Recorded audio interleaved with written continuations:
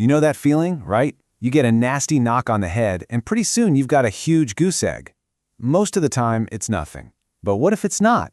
What if that seemingly minor injury is actually hiding a life-threatening emergency? Well, today on The Explainer, we're going to dive into the surprisingly high-stakes surgery that deals with exactly that. All right, here's how we're going to break it down. First, we'll see how a simple bump can get so serious. Then we'll explore the anatomy that makes it so dangerous in the first place. After that, we'll look at the big decision, when to operate. We'll even walk through the procedure itself, and finally, wrap up with the most important takeaways. All right, first up, we're going to see why this is so much more than just a simple bump on the head. So, when is a bump on the head a real medical emergency? Well, most of the time, they're minor. But sometimes they hide something much, much more serious. We're talking about something called a severe scalp hematoma. That's basically a collection of blood that gets so big and so tight under the skin that it needs surgery, and fast. And the solution for this is a procedure called a scalp hematoma decompression. Now, that sounds pretty technical, I know, but the idea is actually super straightforward.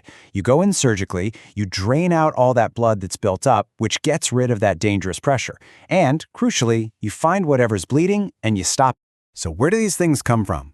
Well, the number one cause, and this probably won't surprise you, is blunt head trauma. A serious fall or an accident. But it can also happen to newborns during a really tough delivery. And sometimes it's linked to other medical issues like blood clotting disorders, or it can even be a complication after another surgery. Okay, so now we get to the really fascinating part, the anatomy of danger. To really get why a collection of blood on your scalp can be so incredibly dangerous, we have to look at what's going on under the skin, because it is definitely not just skin over bone.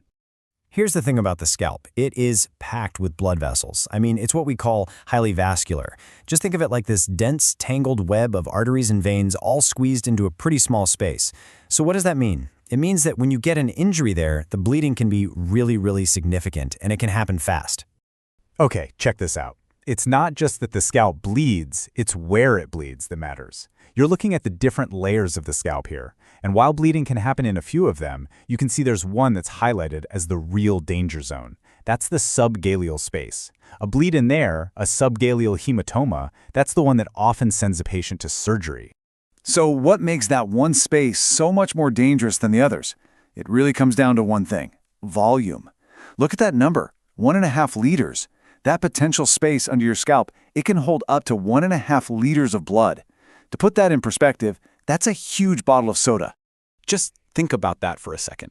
That's a massive, potentially life-threatening amount of your body's blood supply. And it's not bleeding out onto the ground, it's getting trapped right there in your scalp. And this is why it's especially catastrophic for babies. An infant might only have a tiny fraction of that blood volume in their entire body. For them, a bleed like this is absolutely devastating. So, with all this potential danger lurking in the anatomy, it all leads to a really critical moment for the doctors, the decision to operate. And believe me, this is not a call they make lightly. So what are the signs? How does the doctor know that it's time to actually go in and operate? Well, they're looking for very specific red flags, signs that just waiting and applying pressure isn't going to cut it.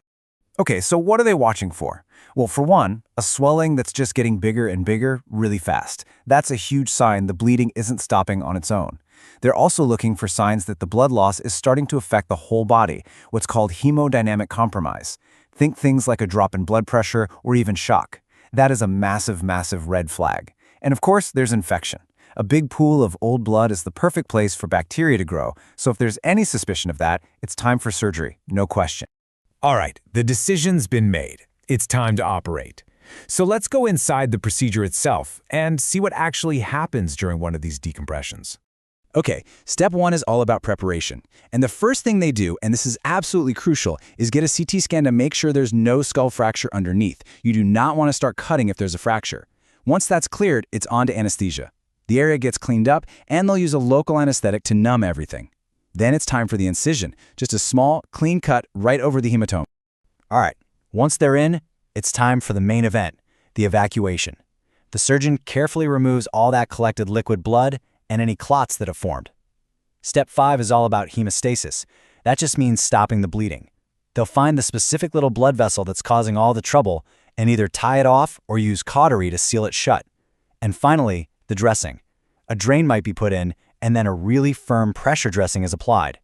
And let me tell you, that last step is just as important as the surgery itself. And the care doesn't stop when the surgery is over. After the procedure, the patient is monitored like a hawk. The team keeps a close eye on their vital signs, their hemoglobin levels to check for blood loss, and they make sure that tight compression bandage stays put. Seriously, that bandage is the key to making sure the whole thing doesn't just fill right back up with blood. Okay, let's pull all of this together now. Looking at the stakes and the takeaways really hammers home why this procedure, one that starts from a simple bump on the head, is so incredibly important. I mean, look at the difference here. The contrast is just stark. On one side, if you do nothing, you're looking at potentially fatal complications. We're talking hypovolemic shock. That's when you lose so much blood your heart literally can't pump enough to keep you alive. You're looking at abscesses, severe anemia. It's a nightmare. And then on the other side, you see the goals of the surgery, which line up perfectly to prevent every single one of those terrible outcomes. So if there are a few things to really burn into your memory from all this, it's these. 1. The scalp has a ton of blood vessels, and that's why it can bleed so much. 2. That subgaleal space can hold a life-threatening amount of blood, which is what makes this so dangerous. And 3. You have to rule out an injury to the skull before you do anything. And finally, don't forget that pressure dressing after the surgery. It is absolutely essential for a good outcome. And you know, this quote here really sums up the entire procedure perfectly. It's all about incision and drainage, get the blood out, hemostasis, stop the bleeding, and a pressure dressing, prevent it from happening again. It's a really direct, elegant, and effective way to save someone from what is, essentially, a catastrophic internal bleed. And it really makes you think, doesn't it? What other common, everyday injuries, the kind of things we might just brush off, are hiding a surprisingly complex and totally critical medical solution just waiting under the surface?